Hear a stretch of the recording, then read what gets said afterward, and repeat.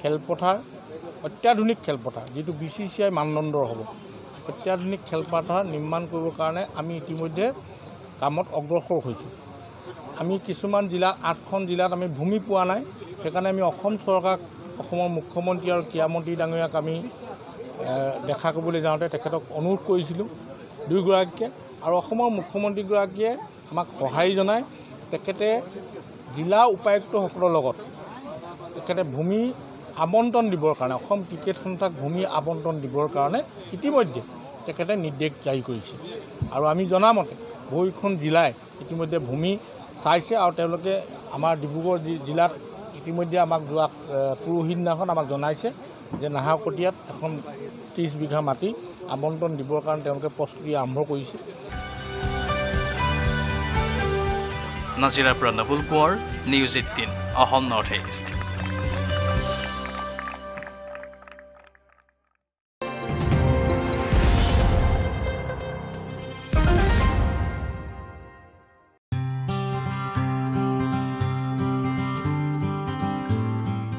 জৈৱিক শাক পাচলি বিক্ৰী কৰা ক্ষুদ্ৰ ব্যৱসায়ীসকলক উৎসাহিত কৰাৰ বাবে কাৰ্বি আংলং জিলাৰ হাওৰাঘাট নগৰত মুকলি কৰা হয় এটা বিশেষ বজাৰ গৃহ।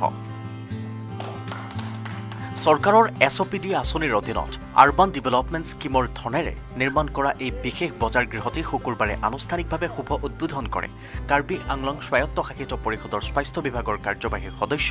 তথা স্থানীয় জনপ্ৰতিনিধি খনসিং ৰংপিয়ে।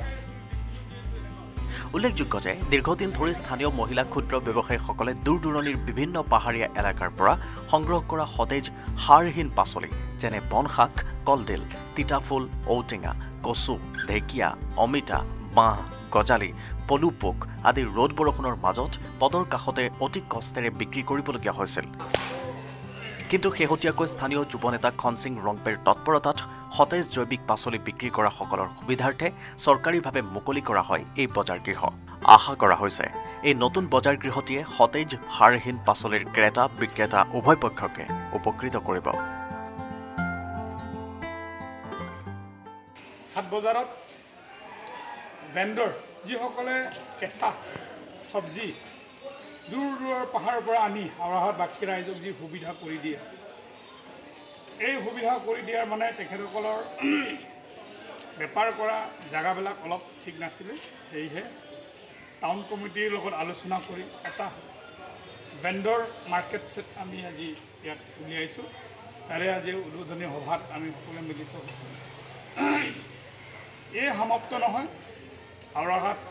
হাট বজাৰত এতিয়াও বহুতো ৰাইজে যেতিয়া সপ্তাহত একদিন বজাৰ কৰিবলৈ আহে, তেতিয়া বহুতো হাট বজাৰত য'ত আমি কৰোঁ তাত এতিয়া বহুত বোকা হৈ থাকে আৰু বেপাৰ কৰিবলৈ অহা আমাৰ বন্ধুসকলেও বহুত অসুবিধা পায়। কাষ্টমাৰসকলেও বেপাৰ বাণিজ্য বস্তু অনা নিয়া কৰা অসুবিধা পায়। 2 কোটি টকাৰ এটা প্ৰস্তাৱ দিছোঁ, এইটো অতি সোনকালে আহিব।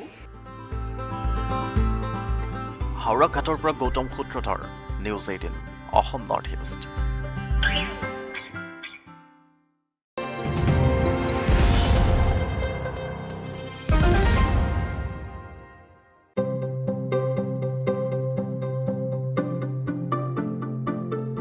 গীতানগৰ উন্নয়ন কমিটিৰ যুৱকসকলৰ আদৰণীয় পদক্ষেপ। কোভিড মহামাৰীৰ সংক্ৰমণ ৰোধ কৰিবলৈ বিভিন্ন স্বেচ্ছাসেৱী সংগঠনকে ধৰি বহু লোকে দিনে নিশাই যথেষ্ট আদৰণীয় পদক্ষেপ গ্ৰহণ কৰি আহিছে। কোভিড যোদ্ধা তথা একাংশ সমাজ সচেতন লোকৰ প্ৰয়াসৰ কাৰণেই আজি ভাৰতবৰ্ষত কোটি কোটি লোকে কোভিড ভেকচিন পাবলৈ সক্ষম হৈছে। দেওবাৰে গুৱাহাটীৰ গীতানগৰ উন্নয়ন কমিটিৰ যুৱকসকলৰ উদ্যোগত গীতানগৰ পথত আয়োজন কৰা হয় এটি ভেকচিন শিবিৰ। শিবিৰটোত প্ৰায় 200ৰো অধিক লোকক প্ৰদান কৰা হয় কোভিড প্ৰতিষেধক। ইয়াৰ উপৰিও ৰাজ্যৰ লগতে মহানগৰীত এতিয়াও ভালেমান এনে অঞ্চল বা এনে লোক আছে যিসকলে কোভিড প্ৰতিষেধক ল'বলৈ পোৱা নাই অথবা ল'বলৈ ভয় কৰি আছে। সেয়েহে মহানগৰীৰ গীতানগৰ উন্নয়ন সমিতিৰ যুৱকসকলে সজাগতাৰ বাবে এই পদক্ষেপ গ্ৰহণ কৰিছে। ভেকচিন লোৱা মানুহজনক ভেকচিন লোৱাৰ সময়তে অনুৰোধ কৰিছোঁ যে আজি আপুনি ভেকচিন লৈ কিন্তু আনকো এই ভেকচিনৰ উপযোগিতাৰ কথাটো আপোনালোকে বুজাই ক'ব। কাৰণ আপুনি আজি ভেকচিন লৈছে, আপুনি ভেকচিন লৈ 10জনক যদি আপুনি নিজে ক'ব চাওক মোৰ সুস্থ আছোঁ, মই ভালে আছোঁ, এই ভেকচিনৰ পৰা মই কৰোণাৰ পৰা মুক্ত হ'ম, এই কথাটো যদি এজন ভেকচিন লোৱা মানুহে আন ভয় কৰা মানুহসকলক ক'ব, সেইসকল মানে সাহস পাব, তেওঁলোকে ওলাই আহিব। এতিয়ালৈকে মই ভাবোঁ প্ৰায় 100 মানুহৰ ভেকচিন 100ৰ বেছি হৈ গৈছে। ফাৰ্ষ্ট ড'জ ছেকেণ্ড ড'জ দুয়োটাই মিলি দিয়া হৈছে, কোভিডশিল্ড দি থকা হৈছে আৰু এইটো 3মান বজালৈকে থাকিব। নিশ্চয় নিশ্চয় নিশ্চয় পদক্ষেপ।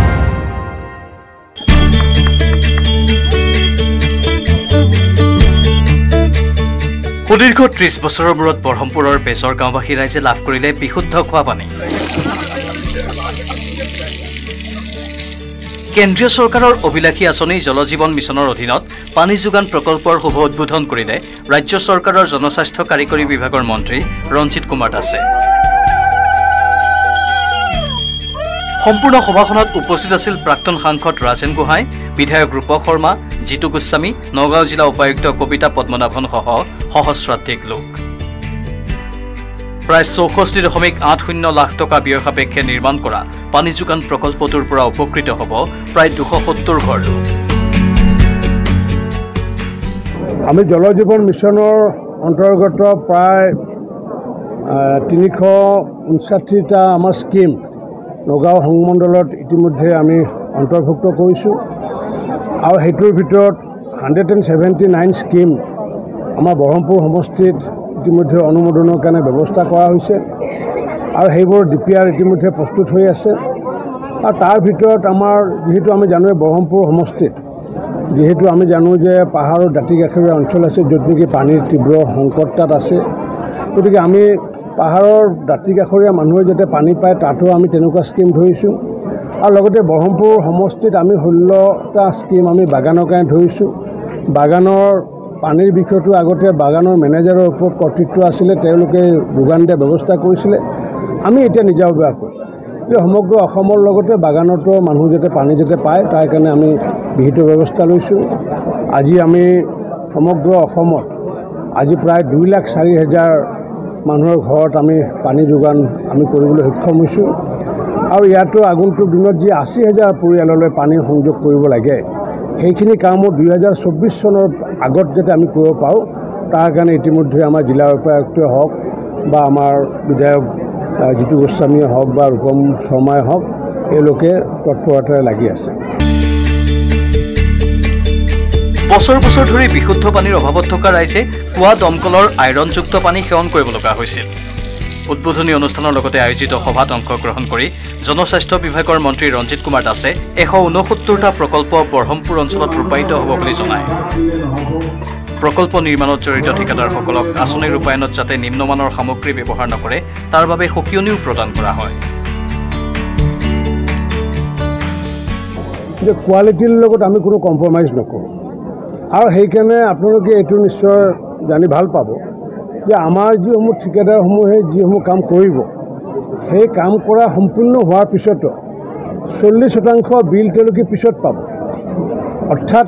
তেওঁলোকে যে কাম কৰা হোৱাৰ লগে লগে যে তেওঁলোকে যে এই যে আঁচনিৰ ধনসমূহ পাব সেইটো নহয়। 40% ধন যিহেতু পিছত পোৱাৰ ব্যৱস্থা কৰিছোঁ,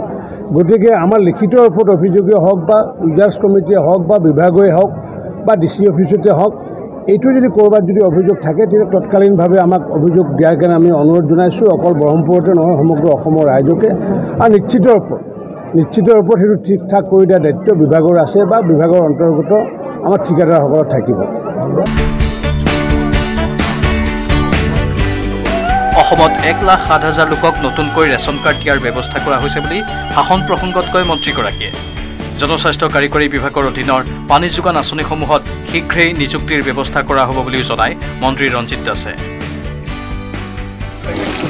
Hemanta Das, news 18, Assam north east.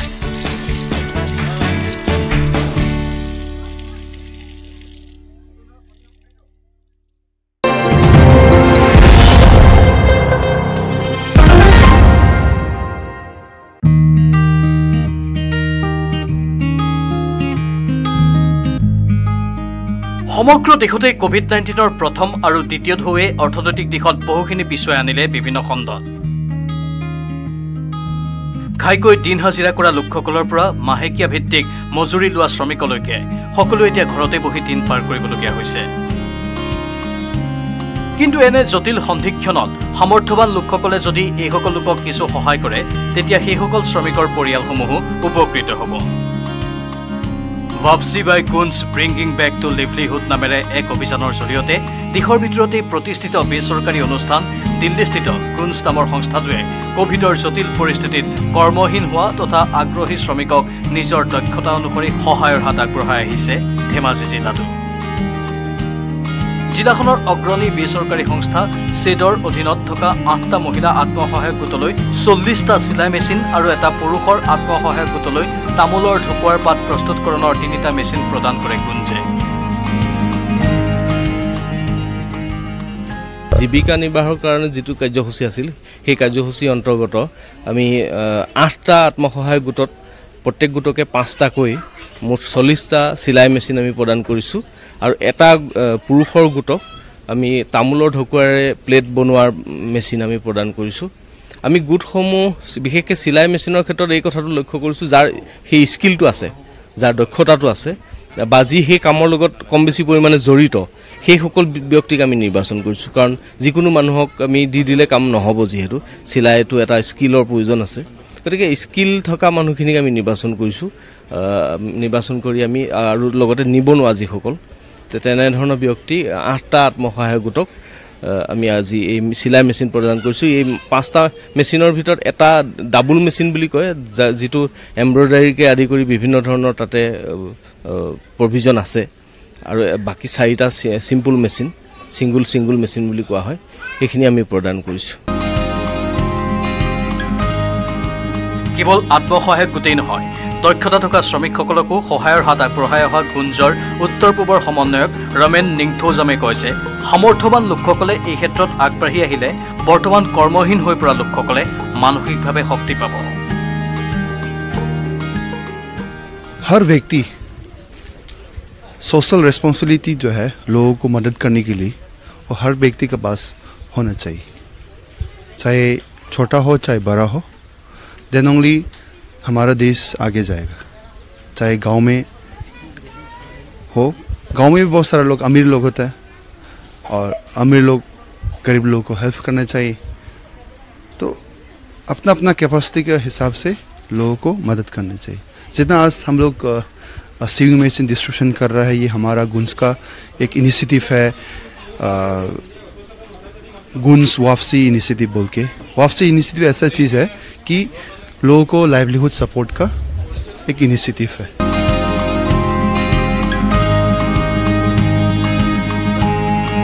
ইফালে চিলাই মেচিন লাভ কৰা এটা মহিলা আত্মসহায়ক গোটৰ এগৰাকী সদস্যাই কয় যে তেওঁলোকৰ গোটটোৱে নিজা 2টা মেচিনেৰে চিলাই কাম চলাই আহিছিল যদিও তেওঁলোকে লাভ কৰা 5টা মেচিনে গোটটোৰ সদস্যসকলক আৰ্থিকভাৱে সবল হ'বলৈ সহায় কৰিব বুলি উল্লেখ কৰে। 5টা চিলাই মেচিন পাইছোঁ আৰু আমি গোটেই কেইগৰাকী সদস্যাই স্বাৱলম্বী হ'ব বুলি ভাবিছোঁ। মানে ধেমাজিৰ পৰা Mon Bikash Borgohain, news 18 Assam north east.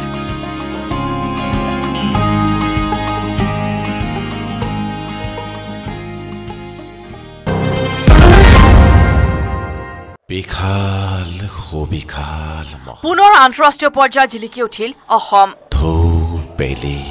আকাশ কোভিড পৰিৱেশৰ মাজতে ৰাজ্যলৈ আহিল এটা ভাল খবৰ। পুনৰবাৰ অসমে সুনাম কঢ়িয়ালে আন্তঃৰাষ্ট্ৰীয় ছুটি ছবি মহোৎসৱত। নৌকা হে নৌকা যায়। কলিকতাৰ আন্তঃৰাষ্ট্ৰীয় ষষ্ঠ ছুটি ছবি মহোৎসৱত দ্বিতীয় স্থান অসমৰ ইপাৰ সিপাৰ নামৰ তথ্যচিত্ৰই দখল কৰিছে। সদ্য সমাপ্ত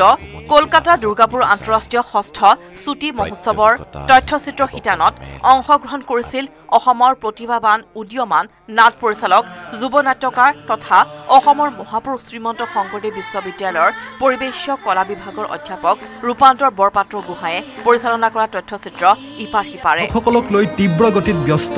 বিক্ৰেতাসকল, তেওঁলোকৰো বেলেগ বেলেগ বিচিত্ৰ কৰ্ম।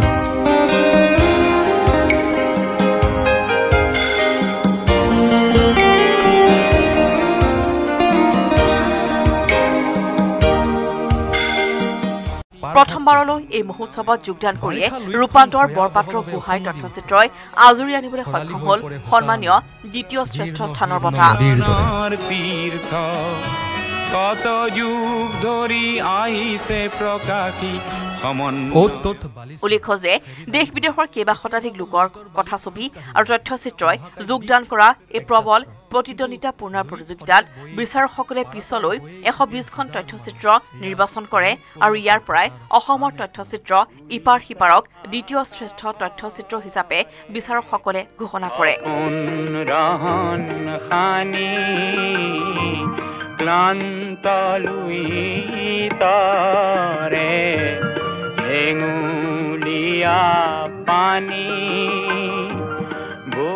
ডকুমেণ্টাৰীখনৰ নামটো ইপাৰ সিপাৰ নামটো দিছিলোঁ আৰু ডকুমেণ্টাৰীখন পৰিকল্পনা আজি 4 বছৰ আগতে কৰিছিলোঁ আৰু 3 বছৰ আগতেই আমি ডকুমেণ্টাৰীখনৰ শ্বুটিং গোটেই কামখিনি শেষ কৰি এডিটিঙত যথেষ্ট দিন লাগিলে এডিটিং এই বছৰৰ লাষ্ট ফাৰ্ষ্ট জানুৱাৰী ফেব্ৰুৱাৰী মানত আমি এডিটিং কৰিছোঁ অলপ তাৰপিছত ছবিখন ফেষ্টিভেললৈ পঠিয়াই চাওঁ বুলি ভাবিলোঁ তাৰপিছত দুৰ্গাপুৰ ইণ্টাৰনেশ্যনেল ফিল্ম ফেষ্টিভেলৰ বিষয়ে গম পালোঁ তালৈ পঠিয়াই চালোঁ আৰু সৌভাগ্যক্ৰমে প্ৰথমবাৰ পঠিয়াওঁতেই ছবিখন তাতে এটা ভাল ৰিজাল্ট পালোঁ প্ৰথম অফিচিয়েলি ছিলেকশ্যন হ'ল বিভিন্ন চিনেমাৰ মাজত বিশ্বৰ 400-500 চিনেমা আহিছিলে চাগে তাৰে 120খন ছবি অফিচিয়েলি ছিলেকশ্যন কৰিছিলে আৰু সেই 120খন ছবিৰ মাজত তথ্যচিত্ৰৰ শিতানত মোৰ এই ছবিখন দ্বিতীয় ৰানাৰ্ছ আপ দ্বিতীয় শ্ৰেষ্ঠ হিচাপে বিবেচিত তেওঁলোকে কৰিলে আৰু সেইটোৱে কথা আৰু যথেষ্ট আনন্দিত তাৰ কাৰণে দলঙৰ পৰা চিটিকি আহি পৰা পোহৰ আৰু ধিমিক ধামাক টিপচাকিৰ পোহৰত ৰাতি এপৰলৈকে হাৰে থাকে ঘাট দুটা অসমৰ বাবে এই সন্মান কঢ়িয়াই আনিবলৈ সক্ষম হোৱা বহু চৰ্চিত এই তথ্যচিত্ৰৰ বিষয়বস্তু আছিল ধেমাজিৰ বগীবিল দলং উদ্বোধনৰ পূৰ্বে কেইবা দশক ধৰি ব্ৰহ্মপুত্ৰৰ দুয়োপাৰৰ সৰ্বসাধাৰণ ৰাইজে ফেৰীৰে কৰা যাত্ৰাৰ বহু বৰ্ণিল অভিজ্ঞতা জিয়া ছবি হাৰি হাৰিকৈ থকা সৰু সৰু মানুহৰ দোকানবোৰ কোনোবাই তাত বহিছে চাহ খাইছে কিবা ভাবিছে গল্প গুজব কৰিছে ফেৰীলৈ ৰৈ থকাৰ অবুজ যন্ত্ৰণা কাৰোবাৰ মুখত ফুটি উঠিছে কিছুমানে আকৌ ঝান্দি মুণ্ডাও খেলিছে গ্ৰাহকসকলক লৈ তীব্ৰ গতিত ব্যস্ত বগীবিল দলং উদ্বোধনৰ পিছত হেৰাই যোৱা পূৰ্বৰ ঘাটৰ সেই বৰ্ণিল জিয়া ছবিক তুলি ধৰিবলৈ চেষ্টা কৰিছিল পৰিচালক ৰূপান্তৰ বৰগোহাঁয়ে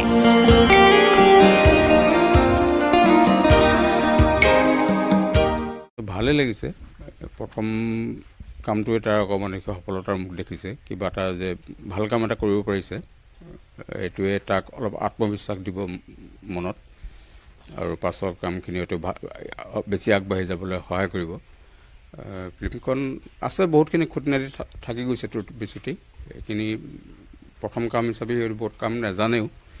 লাহে লাহে শিকিব আৰু সেইকাৰণে ভালে পাইছোঁ আৰু পিতৃ হিচাপে মই গৌৰৱবোধ কৰিছোঁ কিন্তু মই আশা কৰিছোঁ যাতে এইটো তাৰ এটা এইটো শিক্ষানবিছি বুলি ধৰে বৰ বেছি যাতে ই উৎফুল্লিত নহয় বৰ বেছি আত্মগৌৰৱ অনুভৱ নকৰে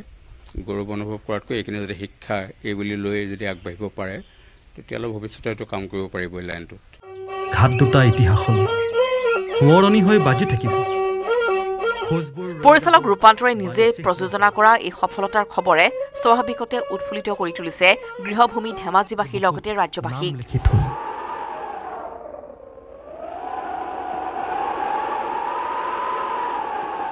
সমান্তৰালভাৱে প্ৰথম খোজৰ সফলতাই আনন্দিত কৰিছে পৰিচালক ৰূপান্তৰ বৰগোহাঁইক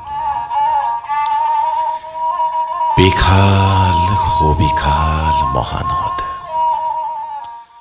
গৌৰৱান্বিত কৰিছে ৰূপান্তৰ পিতৃ ৰাজ্যৰ প্ৰবীণ নাট্যকাৰ নাট পৰিচালক হেমন্ত বৰপাত্ৰ গোহাঁইকো বেলি আকাশ কত ইতিহাস অস্ত আকাশৰে সপোন ৰহন খানি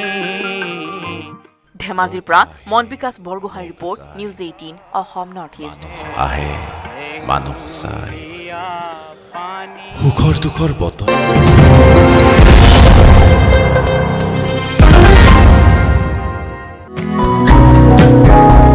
যি সময়ত অসমৰ চুবুৰীয়া ৰাজ্যসমূহৰ লগত সীমা বিবাদে চূড়ান্ত ৰূপ ধাৰণ কৰিছে তেনে সময়তেই দুধনৈৰ সীমান্তত অসম আৰু মেঘালয়ৰ মাজত সবল হৈছে বন্ধুত্বৰ এনাজৰী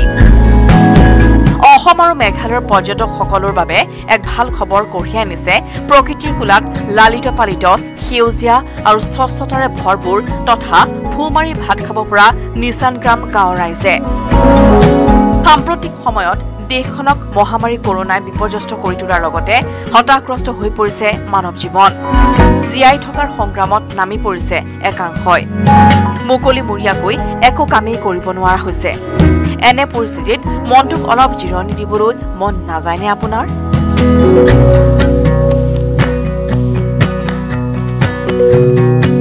গোৱালপাৰা জিলাৰ দুধনুৰ সমীপৱৰ্তী অসম মেঘালয় সীমান্তৱৰ্তী পৰিষ্কাৰ পৰিচ্ছন্ন তথা সুন্দৰ প্ৰাকৃতিক সৌন্দৰ্যৰে ভৰা নিচানগ্ৰাম গাঁৱত পৰ্যটক তথা ৰাইজক আকৰ্ষণ কৰিবলৈ অসম ৰাজ্যিক গ্ৰামীণ জীৱিকা অভিযান আৰু নিচানগ্ৰাম ব্যৱসায়ীয়ে হাতত লৈছে এক অভিলাষী আঁচনি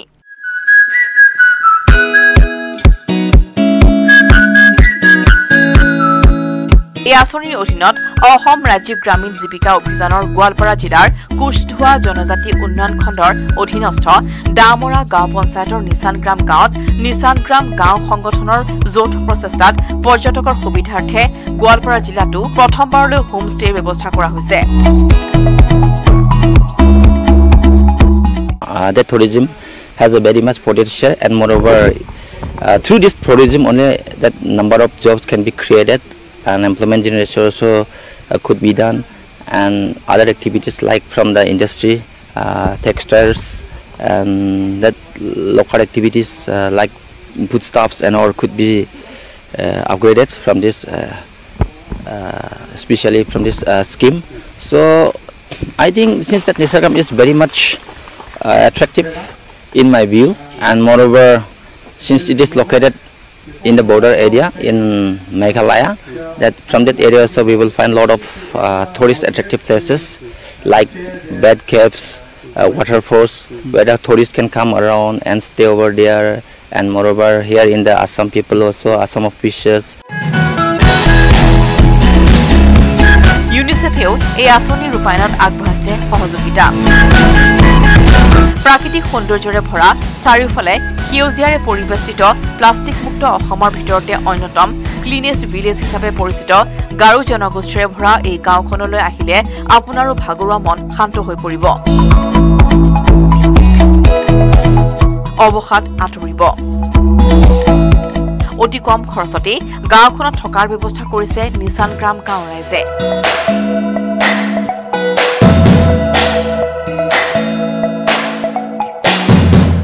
নিচানগ্ৰাম গাঁওখন প্ৰাকৃতিক পৰিৱেশৰে এখন চহকী গাঁও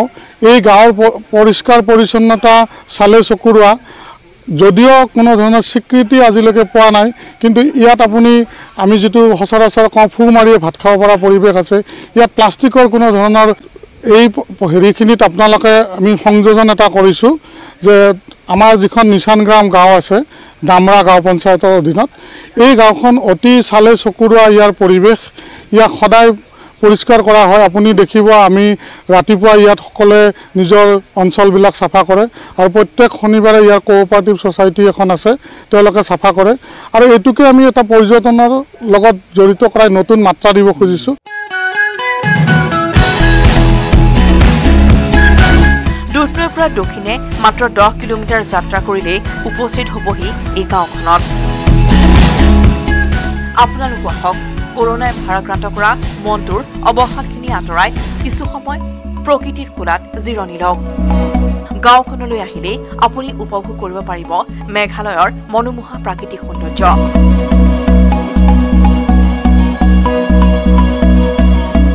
দুধনৈৰ পৰা অৰূপ নাথৰ report news 18 Assam north east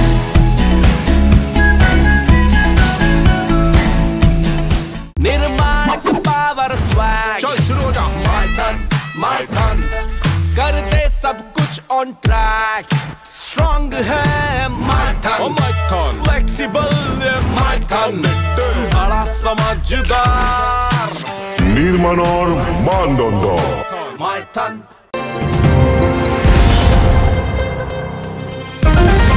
লাগিছে গাঁৱৰ ৰাইজেও ভাল পাইছে গুটেবোৰ আহিছে কৈছে উৎসাহ দিছেহি হেতু কাৰণে মই বহুত ভাল লাগিছে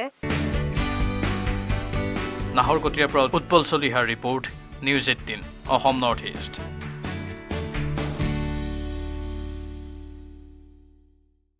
निर्माण की पावर स्वैग चल शुरू हो जा माय टन कर दे सब कुछ ऑन ट्रैक स्ट्रॉन्ग है माय टन फ्लेक्सिबल है माय टन बड़ा समझदार নিৰ্মাণৰ মানদণ্ড माय टन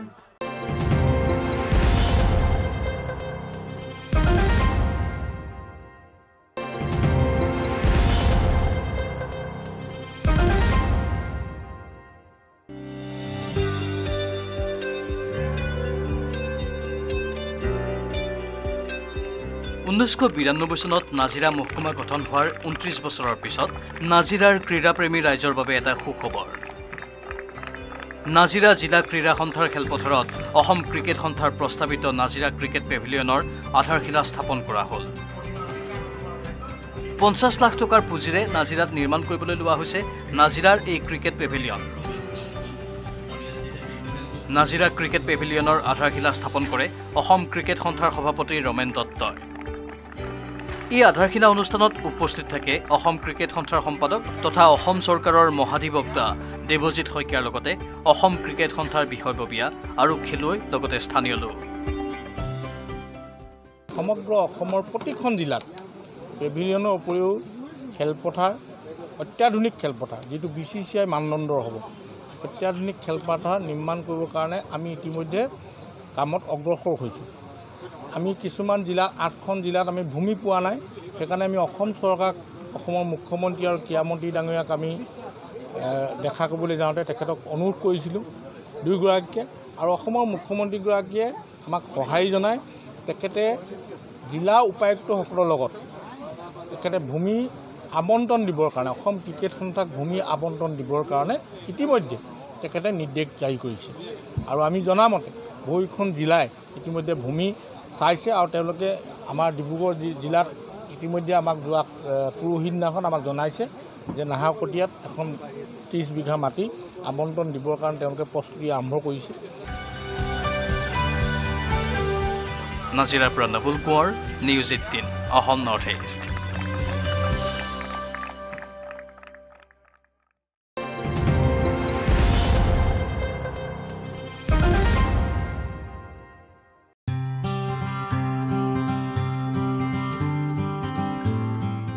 জৈৱিক শাক-পাচলি বিক্ৰী কৰা ক্ষুদ্ৰ ব্যৱসায়ীসকলক উৎসাহিত কৰাৰ বাবে কাৰ্বি আংলং জিলাৰ হাওৰাঘাট নগৰত মুকলি কৰা হয় এটা বিশেষ বজাৰ গৃহ চৰকাৰৰ SOPD আঁচনিৰ অধীনত আৰবান ডেভেলপমেণ্ট স্কিমৰ ধনেৰে নিৰ্মাণ কৰা এই বিশেষ বজাৰ গৃহটি শুকুৰবাৰে আনুষ্ঠানিকভাৱে শুভ উদ্বোধন কৰে কাৰ্বি আংলং স্বায়ত্তশাসিত পৰিষদৰ স্বাস্থ্য বিভাগৰ কাৰ্যবাহী সদস্য তথা স্থানীয় জনপ্ৰতিনিধি খনসিং ৰংপিয়ে উল্লেখযোগ্য যে দীৰ্ঘদিন ধৰি স্থানীয় মহিলা ক্ষুদ্ৰ ব্যৱসায়ীসকলে দূৰ দূৰণিৰ বিভিন্ন পাহাৰীয়া এলেকাৰ পৰা সংগ্ৰহ কৰা সতেজ সাৰহীন পাচলি যেনে বনশাক কলডিল তিতাফুল ঔটেঙা কচু ঢেকীয়া অমিতা বাঁহ গজালি পলু পোক আদি ৰ'দ বৰষুণৰ মাজত পদৰ কাষতে অতি কষ্টেৰে বিক্ৰী কৰিবলগীয়া হৈছিল কিন্তু শেহতীয়াকৈ স্থানীয় যুৱনেতা খনসিং ৰংপেৰ তৎপৰতাত সতেজ জৈৱিক পাচলি বিক্ৰী কৰা সকলৰ সুবিধাৰ্থে চৰকাৰীভাৱে মুকলি কৰা হয় এই বজাৰ গৃহ আশা কৰা হৈছে এই নতুন বজাৰ গৃহটিয়ে সতেজ সাৰহীন পাচলিৰ ক্ৰেতা বিক্ৰেতা উভয় পক্ষকে উপকৃত কৰিব হাট বজাৰত ভেণ্ডৰ যিসকলে কেঁচা চব্জি দূৰ দূৰৰ পাহাৰৰ পৰা আনি হাওৰাহাট বাসী ৰাইজক যি সুবিধা কৰি দিয়ে এই সুবিধা কৰি দিয়াৰ মানে তেখেতসকলৰ বেপাৰ কৰা জাগাবিলাক অলপ ঠিক নাছিলে সেয়েহে টাউন কমিটিৰ লগত আলোচনা কৰি এটা ভেণ্ডৰ মাৰ্কেট সেট আমি আজি ইয়াত উলিয়াইছোঁ তাৰে আজি উদ্বোধনী সভাত আমি সকলোৱে মিলিত হৈছোঁ এই সমাপ্ত নহয় হাওৰাহাট হাট বজাৰত এতিয়াও বহুতো ৰাইজে যেতিয়া সপ্তাহত একদিন বজাৰ কৰিবলৈ আহে তেতিয়া বহুতো হাট বজাৰত য'ত আমি কৰোঁ তাত এতিয়া বহুত বোকা হৈ থাকে আৰু বেপাৰ কৰিবলৈ অহা আমাৰ বন্ধুসকলেও বহুত অসুবিধা পায় কাষ্টমাৰসকলেও বেপাৰ বাণিজ্য বস্তু অনা নিয়া কৰা অসুবিধা পায় 2 কোটি টকাৰ এটা প্ৰস্তাৱ দিছোঁ এইটো অতি সোনকালে আহিব হাওৰাঘাটৰ পৰা Gautam Sutradhar news 18 Assam north east.